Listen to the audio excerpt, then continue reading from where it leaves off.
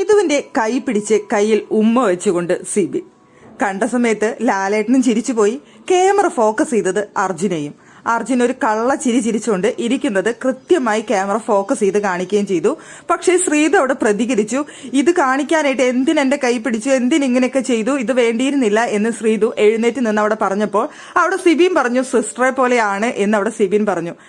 അപ്പൊ പിന്നെ കുഴപ്പമില്ല എന്ന് പറഞ്ഞുകൊണ്ട് ശ്രീധു അവിടെ ഇരുന്നു.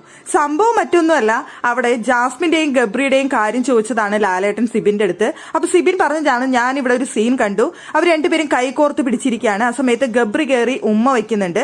പക്ഷെ ഉമ്മ വെച്ചത് ഗബ്രിയുടെ കയ്യിലാണ്, ജാസ്മിന്റെ കയ്യിലല്ല.